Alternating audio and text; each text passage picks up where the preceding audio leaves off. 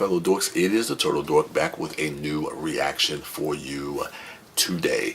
So this dropped today, and this is it was on my list for one of my most anticipated films of 2018, and it's the first film from Netflix to be released on Netflix, and that is Duncan Jones' Mute. And so you may know Duncan Jones from more recently from Warcraft, which was okay, but he really came onto the scene with Moon and Source Code, which I thoroughly enjoyed those films. Now, Moon was a film that I saw kind of late, and that was a really compelling film that he did a lot of interesting things with an extremely small budget and being very resourceful with just basically just having one actor, Sam Rockwell, who I thought was amazing in that movie. I would love to rewatch that because I haven't seen that in a while. The interesting thing about Mute is that this is a film that is supposed to take place within the same universe as Mute. Now, I don't think it's a direct sequel. I wouldn't even classify this as something like Cloverfield, where it's loosely connected. I think it's more kind of like how Tarantino, he says like a lot of his films kind of live in the same world, because you'll see like in all his movies somebody will be smoking red apple cigarettes. So you know that all these characters at some point in time during the timeline have inhabited the same world.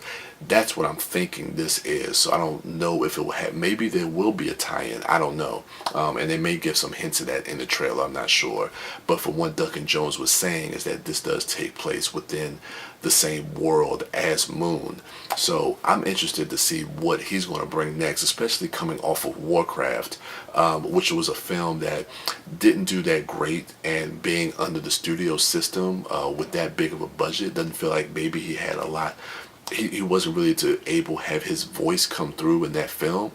So to have him go back to something smaller, especially with the Netflix model of being able to really kind of just make these movies without having kind of like that studio interference, I'm hoping he's able to kind of really just bring his vision to the forefront that he wanted to make. So let's go ahead and check this one out. Mute.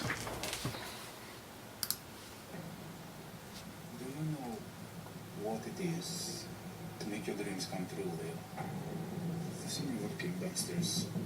You're a good man. As a barman, shouldn't punch the fucking customer. Is that Michael J. White? I deserve you, Leo. I love you so much, but you don't know me. I want to know what the deal is with this crazy bartender. Sure you want our help with this? This kind of thing hurts my reputation. Daddy's gotta go. Oh, no soda.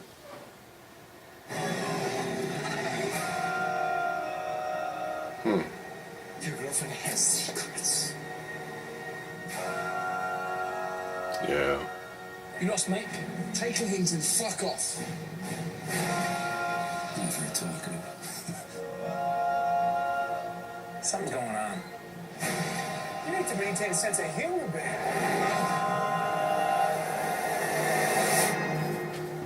You gonna give me some trouble, big boy? Or are you gonna channel that famous Amish serenity? Leo, I need to tell you something. This is gonna stop right now. It ain't a secret anymore. Would you do anything for her? Say you're sorry. Fucking say it! Why the hell can't you talk? He doesn't need words.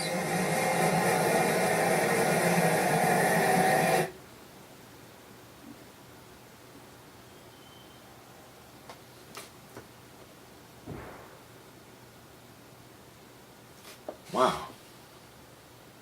Dang, there's a lot to dissect there.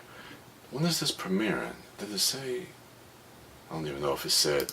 I think it's February 23rd. It's supposed to be premiering. I do like that trailer, but there's a lot to kind of unpack there. It looks like he meets this girl. Well, I knew Alexander Skarsgard is the lead, and he is the bartender that is Mute.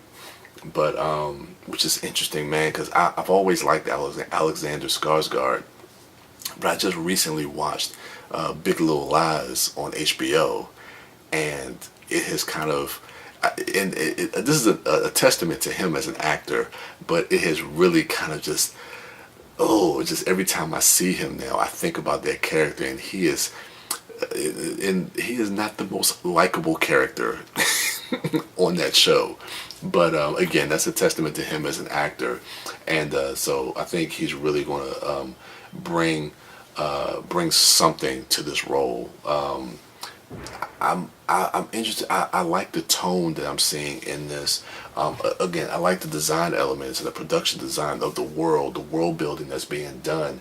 It's a little bit evocative of Blade Runner, which also is reminiscent of that show that's about to premiere, I think, this week on Netflix as well. Altered Carbon. I still got to remember that. I don't know why I can't remember that name, but yeah. So it's very evocative of that style when it comes to the production design.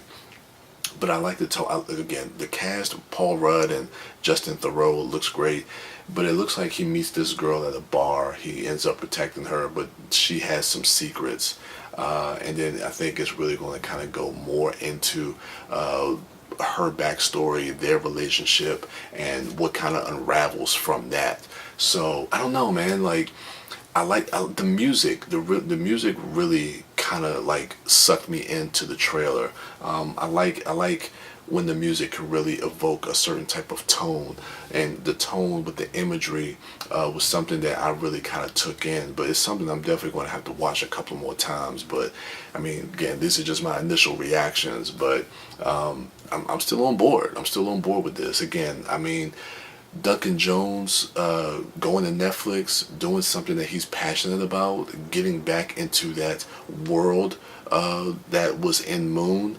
I think this is something that could be special. So I'm looking forward to it. I think it premieres at the end of February. So yeah, we'll definitely stay on the lookout for this on Netflix. But let me know what you thought of the trailer for Mute. I was about to say Moon. For Mute in the comments below. Go ahead, rate, like, subscribe, and share. And go ahead and check out my other dorks at MouthDork, at TheDiscoDork, and at Sidewalk Siren. And as for me, I am the Turtle Dork. And with that, I'm out.